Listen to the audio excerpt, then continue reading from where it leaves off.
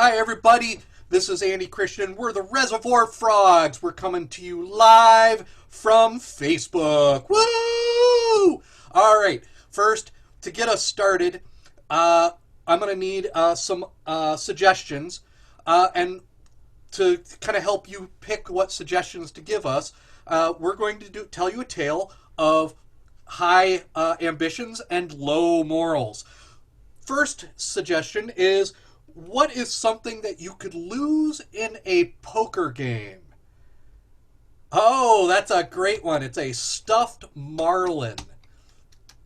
And next would be, what's a location that you might find in a small little quaint port village? That's also great. A malt shop. And the relationship that you that's not between family members. Oh, that's lovely. That is lovely. It is best friends. Thank you. We are Reservoir Frogs.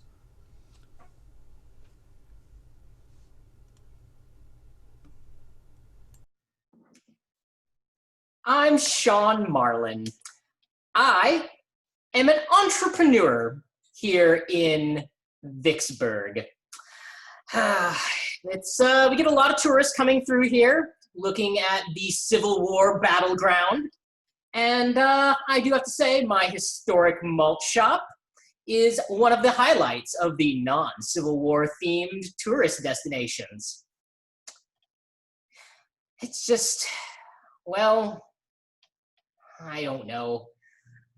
Business isn't real great anymore. Low-fat diets, they're killing me. They're killing me. I'm Sam Barton. Me and Sean go way back to, elementary school days. And, he seems to be kind of down about, kind of the business and diets and all that. And I keep telling people that, I keep telling him that, maybe he should bring some of those folks around on tours of my farm and all that. I mean, that farm, after all, is on the site of one of the bloodiest battles of the Civil War, but he just doesn't seem to think that, people would respond to that. There's that whole thing I've read on the internet about farm to table and people liking to eat and like meat, their food and all that. Like we could sell this whole thing as people meeting the cows that they're going to have on their burgers or meeting the chickens that are going to make their omelets. But he doesn't seem to be down for that for whatever reason. And I just can't figure out why. My name is Corina White. I run the little museum in this town of Vicksburg, Virginia, and I know it's a quiet town. There's not a whole lot going on for it, except for there's a lot of history here, which makes my museum, in fact, quite successful. And I heard that the town is actually going to nominate another historic building for the historic downtown, drive and plaques and stuff like that. So I'm hoping to get that for my museum. Sean Marlin, eat more ice cream, people, damn it. You are putting me out of business. Sam Barton, don't people just want to name their filet mignons? Corina White, come to my museum. It's literally the best thing that's happening in this town right now.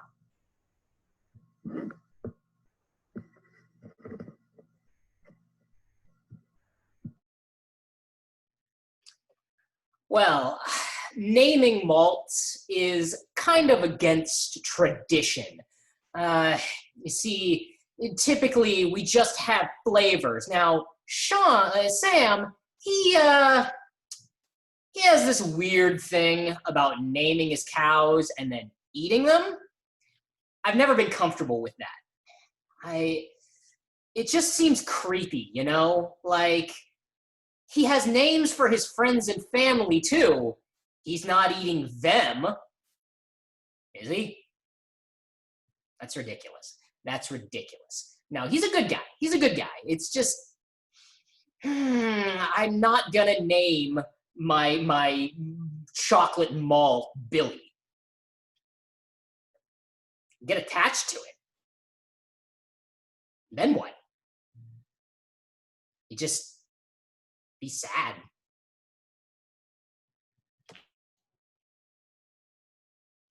So these hippies come by, right? You know, in where we're doing the farmers market, and I've got the steaks all laid out and everything. And I tell them like, hey, this New York strip cut right here, this is named Betsy.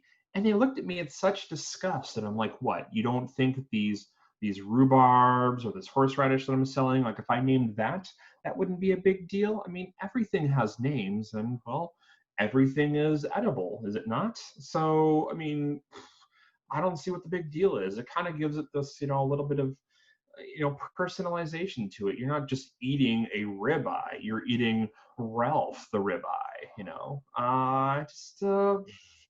I don't know. I think it gives it kind of a personal touch. You're sitting there, you're scrambling up an omelet and you're like, oh, Gertrude, the omelet. I just think it's super cute. But no, these vegan customers, they come over to the farmer's market, they throw an absolute fit. I'm like, okay, Karen, you can calm it down a little bit. Jeez.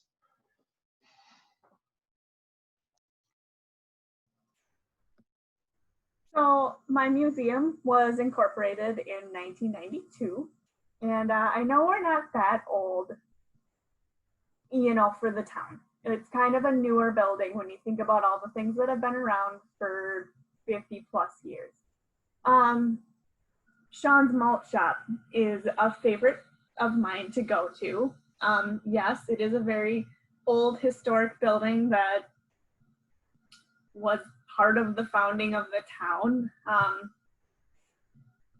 Does it deserve to get the historical landmark nomination? Maybe, but I still think I do. I still think I deserve it more. I have more artifacts, and I can teach people history better than someone just going in to drink a milkshake. Like, what are you going to learn from that, right? Like, it's nothing. Well, he cleans up a lot, and I have a hard time dealing with the actual ice cream that goes in the malts, okay? I know you ask, why would you run a malt shop if you're lactose intolerant? But, well, I love this old place, right? I mean, it's even gonna get on the Register of Historic Places. So, yeah, I have Sean just kind of handle all of the dairy so that I don't have to. Oh, it's probably about 200 years old. Yeah. They hadn't really invented malt back then. It was actually a laudanum shop. And before then, I'm pretty sure it was a cotton plantation. Awkward, that. But history! Ice cream?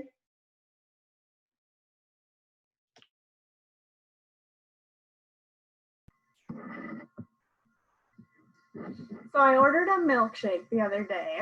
It was delicious. It's my favorite flavor. Chocolate chip, malt, mint chocolate chip, even too. And all of a sudden the guy it's Sean. It's Sean. He's a little off. He leaned over as I'm, drinking out of the straw, and he says,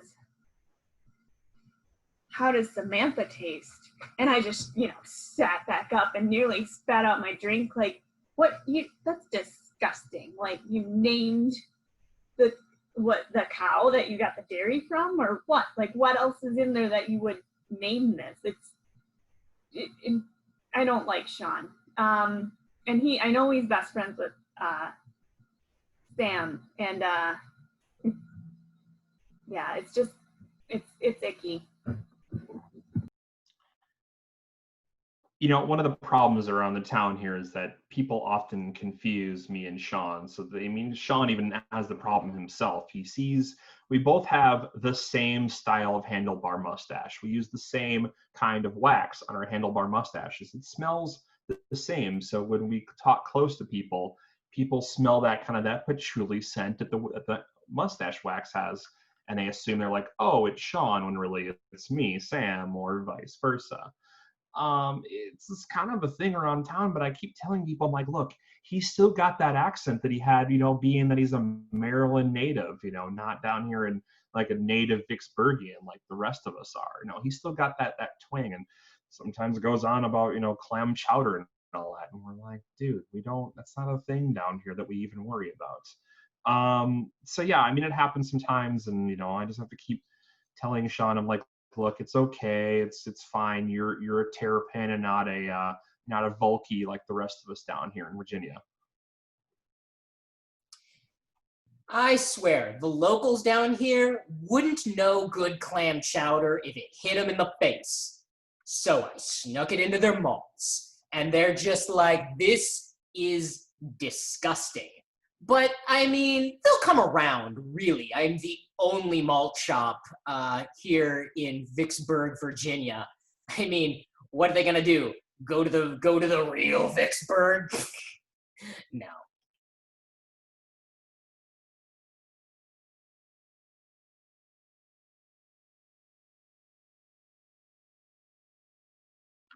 Well, so my thing is naming everything, right? So he had this Sean had this crazy idea of putting clams into the chowder malts, and I'm like, nobody here's ever gonna drink that. But he gave it to Corina when she came in, and she thought it was a hit. So immediately to me, I'm like, oh my god, we've got to start naming these clams in here. So I started naming them after bands that Sean was really into. So the first clam, I was like, all right, that's Chad Kroeger, from his favorite band.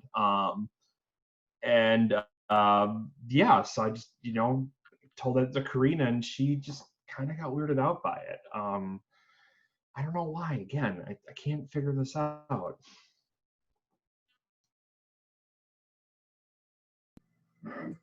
So I tried the new malt at the malt shop, and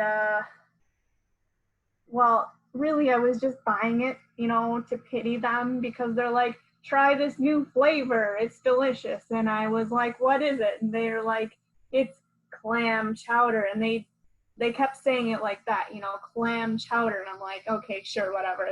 It's probably just marshmallow or something, other white looking flavor. And no, it was clam chowder. And well, that was disgusting. So I'm definitely going to tell the board of historic locations about this. Corina was in the shop earlier today. I'm over the moon. She comes in occasionally, but she tried the new the clam chowder malt. I saw Sam pouring one for her. I saw how she was looking at our mustaches. Yeah, I think she's gonna be impressed.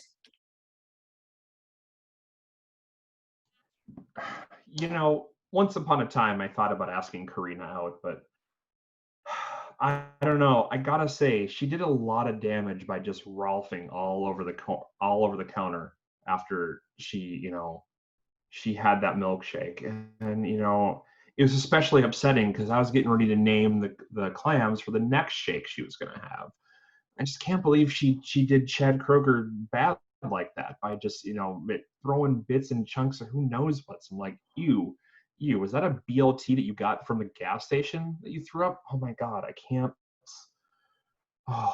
can't believe this. I'm gonna be here all damn night trying to get the smell out of here. It's just fucking worst. So yeah, I had a thing for her, and then that, she blew it, so to speak. Oh my god. Have you ever had to smell vomit? Have you ever had to clean it up? It's the worst. Oh my God. I'm having problems keeping it down right now, having to deal with this. You'd think Sean should be doing this because he owns the damn place, but no, he's going to leave it to me. Oh my God. She just vomited all over the counter. I don't know what to say. I was going to apologize, but how do you apologize to somebody who's just soaked in dairy and clam? And then, I mean, that was embarrassing, right? I mean, that was so embarrassing. But then Sam asked her out. They're both covered in her vomit, and he asked her out, and I didn't know he felt that way, and damn it, if he has the nerve to ask her out while he's covered in her vomit, what chance do I have? None. Well, yeah, of course the clams were raw. You don't make clam chowder with cooked clams. My God, have you ever been to Maryland? It's just the way it's done. What? Food safety? Oh, grow an iron stomach.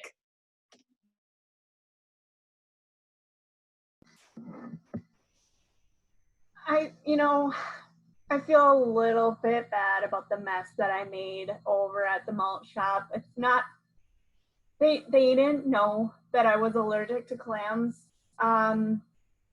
Maybe hindsight shouldn't have drank a clam chowder milkshake, not assuming it was in there. But it got really stinky and really messy, and it took a few days to clean up, so they never really were able to recover. And then the historical registry people were coming on their tour that afternoon, and so unfortunately they were closed. And no, I didn't do that on purpose. Gosh, I hope you don't think that I did that on purpose. But I feel a little bad. They are 200 years old, and we only were established in 91, so. But we have more history. So Sean comes to me last night just sobbing about the whole historical society thing. I told him nobody actually really cares about that shit. That's some like kitschy tourist thing that they see and they're like, oh, it's like a Yelp review and whatever. But he's unencourageable. He's sobbing. He asked me to go burn the museum down. And I'm like, why would you do that? I mean, it's kind of a cool place. We get to show people all sorts of weird history here. Like, the wax museum of our third mayor. He's got a gnarly like goatee. It's kind of funny to go see, especially when it melts and they can't fix it. But I tell him like, what's better? Sean, I've got pigs. Pigs eat everything. And he kind of like raises an eyebrow and I'm like, yeah, so what if the pigs eat the brick of the museum?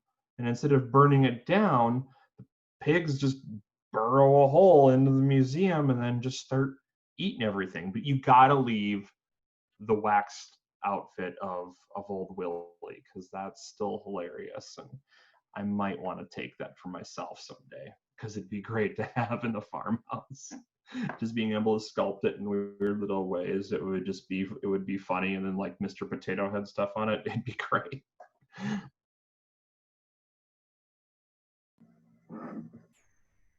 So I'm closing up the shop, or the museum, the other night, and I come around the corner and there is Sam with spray paint painting something on the side of my museum. And you know what he wrote? He said, "This place blows chunks." Okay, first of all, that's rude. Second of all, not everyone needs to know about that, okay? They're gonna ask. But why would he do that? It's not like it's his malt shop, okay? It's just his friends. It's not, why? I'm just really upset that someone would do that. And I didn't think that the historical registry thing meant that much to Sean, I didn't think it mattered, okay?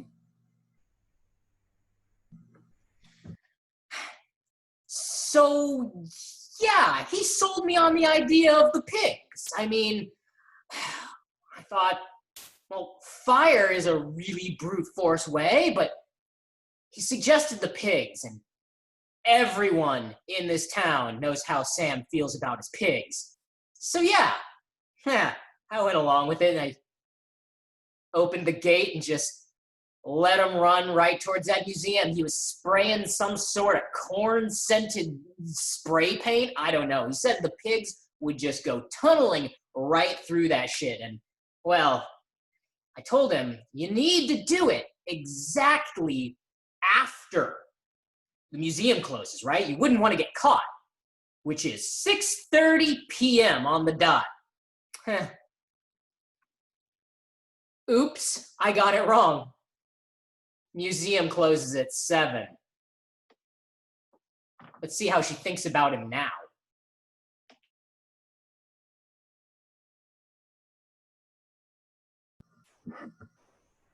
I didn't even have time to think. I just, I saw Sam painting, and then all of a sudden I heard this weird noise from behind me, and I turn around, and there's just hundreds of pigs. Like, I know there's a farm up the road, but I think they had, maybe 15 pigs. Where did all these pigs come from? There are literally 300 pigs running at me. I am terrified. I don't know what to do, so I just ran down the street and I hopped into the malt shop. I didn't know what else to do. I didn't know where else to go. It was terrifying. And then they smashed right into the building of the museum, and all the artwork and all the artifacts, they're all smashed, and the pigs are just going to start eating them and trampling them, and all that work that I've put in for the past 20 plus years is just, it was nothing. But I ran into Sean there, and it was really nice, and he was just really comforting. And I always thought, we always had this like rivalry going on, but it turns out he was really sweet about it. And he didn't even say anything about the National Registry or the Historic Registry. So that was nice.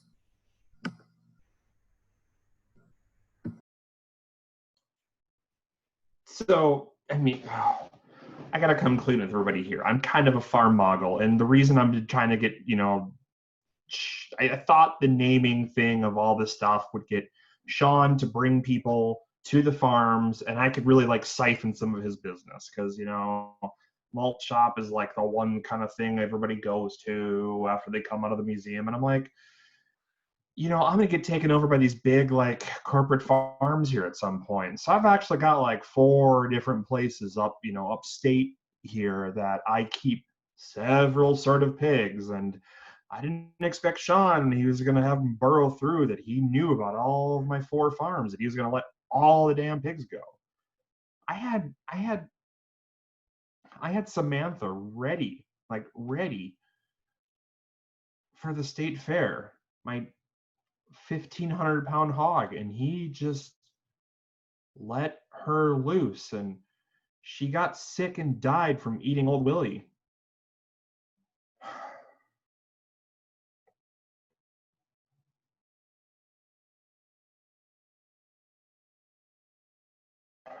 Oh, and on top of everything,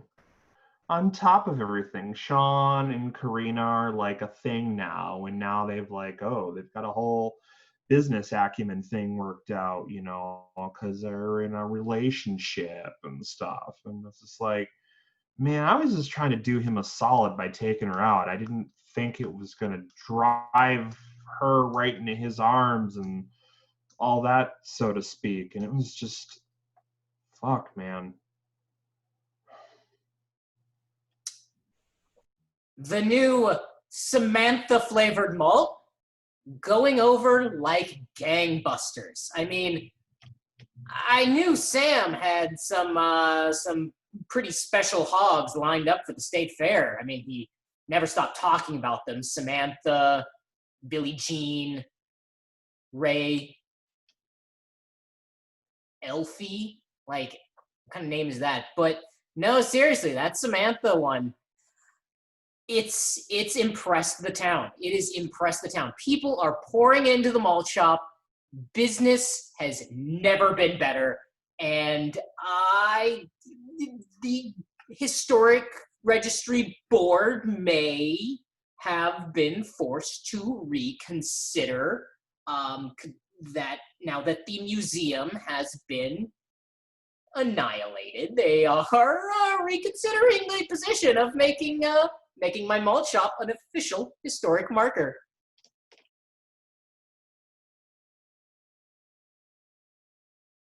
Oh, well, Sam wasn't very pleased, obviously, when he found out, but maybe that's what he gets for copying my mustache style in high school. What do you think about that, Sam? Town's only big enough for one handlebar mustache.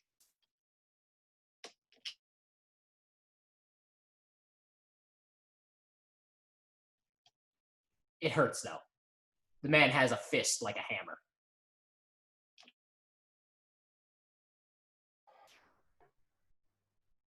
So, yeah, you see the scarring kind of going on here. Yeah. So after I basically broke Sean's jaw, he decides to, I've been spending years working on that mustache that I had, and he just rips it clean off. Like, I didn't realize you could pull hair out of somebody's face in that manner. The only thing I've got left is my sweet little Colonel Sanders style, like, goatee thing going on down here. Holy shit, did that hurt? Holy shit. Wow. After that happened, I got home. I got home and I'm like, at least I haven't told Sean about my coyote farm.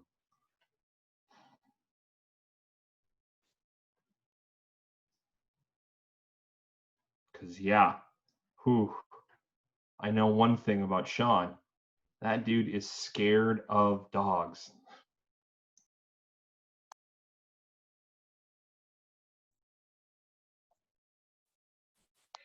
So, the craziest night, it's almost like I blacked out for a second. I really don't remember a lot of what happened, but there was that big fight between Sean and Sam, and it was over me, and I didn't know that Sam felt that way. I mean, he said something about asking me out when I was covered in vomit, but I thought he was literally yelling at me to get out. So that was kind of shocking. It's sweet, a girl can't be mad when two guys are fighting over someone, right?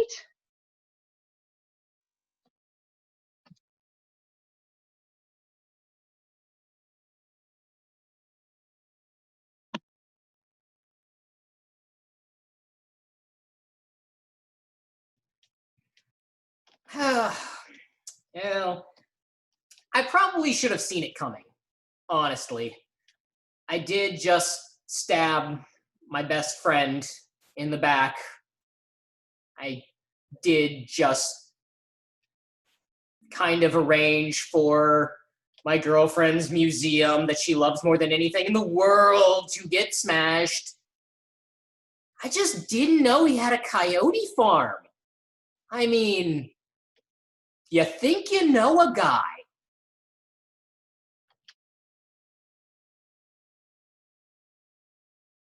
Yeah, I ran.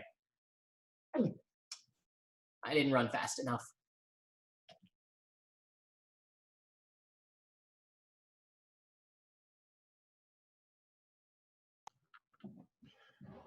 I mean, wow. Things got out of hand in town quick.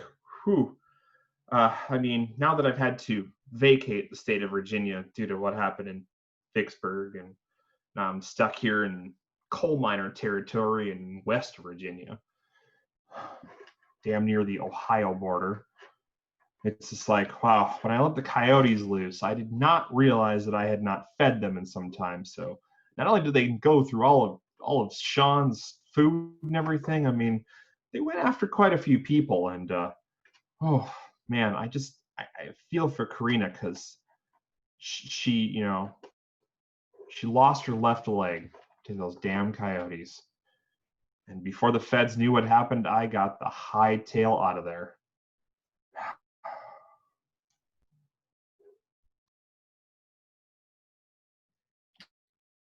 It's too much to lose your museum, the thing I've worked for my entire life, and then to lose your leg to coyotes. I mean, what even is the point? There's nothing left for me here. Everyone just fled, and I can't stay here anymore. No one can. Well, I probably would have gotten away with most of it. And I mean, it's really unfortunate about Corina's leg and everything. But the devastation of the town, obviously they were rounding up suspects. They knew it was Sam's coyotes, but this whole town really can't tell us apart. And with Sam's mustache gone, everyone just pointed to the guy with the handlebar mustaches. So now I'm on the hook for letting a mob of wild coyotes devour a significant portion of a small Virginia town. Can't say that I saw that coming, but I don't know. Maybe in prison they'll let me open a malt shop. A dairy-free one, maybe. Yeah? They have those in prison, right? Right? All right, the end. Thank you. We're the Reservoir Frogs. Tune in next time and you'll get to see another tale of depravity and horribleness. Have a good weekend.